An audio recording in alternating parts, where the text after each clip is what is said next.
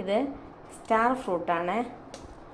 ഞങ്ങളുടെ ഇവിടെ പാറശാലയിലൊക്കെ ആണെങ്കിൽ ആന പുളിഞ്ചിക്ക എന്ന് പറയും.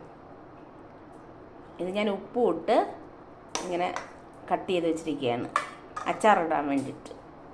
അപ്പോൾ അച്ചാറിടുമ്പോൾ കാണാം. അപ്പോഴേ നമുക്ക് ഈ അച്ചാറിടണ്ടേ കായം ഒന്ന് ചൂടാക്കി എടുക്കണം. എണ്ണ ഒന്ന് ചൂടാവട്ടെ.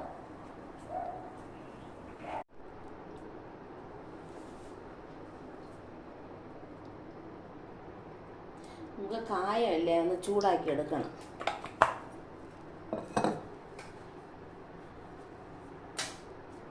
എണ്ണ ഒഴിച്ചിട്ട് കായം അച്ചാറിന് വേണ്ടിയിട്ട് ചൂടാക്കാം.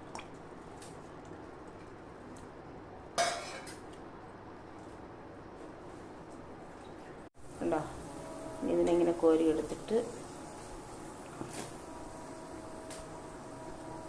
പിന്നെ പൊടിച്ചെടുക്കണം. എന്നിട്ട് പൊടിച്ചിട്ട് വരാം.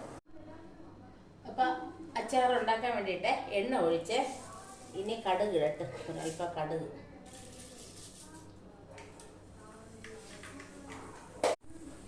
ഇഞ്ചി, പച്ചമുളക്, വെളുത്തുള്ളി 3 എണ്ണം ഉണ്ട്. നല്ലവണ്ണം ചുമന്ന് വന്നവരെ ഒന്ന് വഴറ്റണം. എല്ലാം ഒരുമിച്ചിടാനേ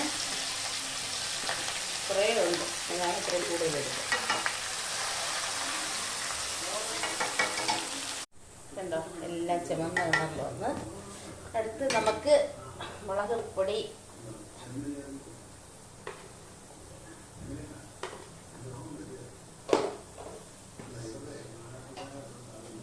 ഇത് ഉലുവ,